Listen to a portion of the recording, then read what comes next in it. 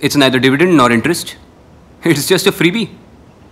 मी मुळातच बोनस या कॉन्सेप्टच्या विरोधात आहे.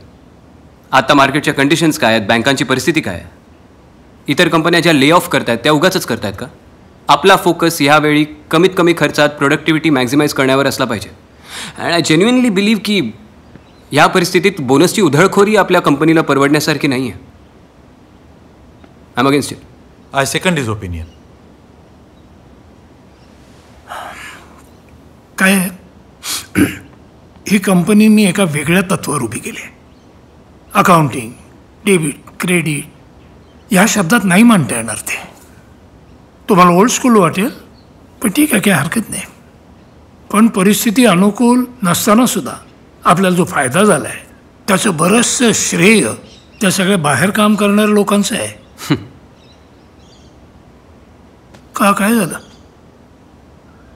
ह्युमन एररमुळे आपल्या कंपनीचं किती नुकसान होतं याचा अंदाज आहे तुम्हाला? तो बाहेरचा माणूस ट्रॉली ढकलायचा एक फालतू काम करू शकत नाही आणि त्यालाही इतका भरमसाठ बोनस मिळावा असं वाटतं तुम्हाला? ते फालतू काम आहे असं कसं म्हणतोस तू रे? तो सकाळी 9ला येतो, 10 तास ते काम करतो, कधी गरज पडली तर 14 तास, 16 तास. त्याचा काय संबंध आहे?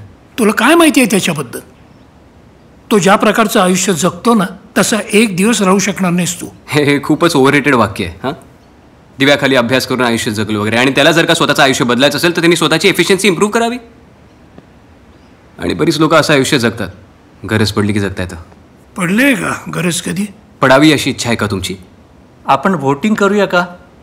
बोनस द्यावा असं ज्यांचं म्हणणं आहे त्यांनी हात वर करा.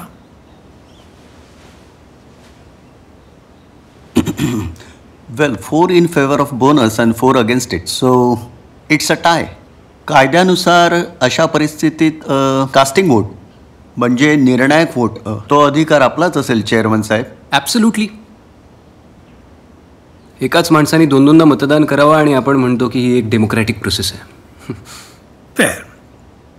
चला आपण एक महिना घेऊ, चर्चा करू, एकमेकांना समजावून घेऊ आणि परत भेटू 1 महिन्यानी. Let's be as fair as possible. नाही का आदित्य?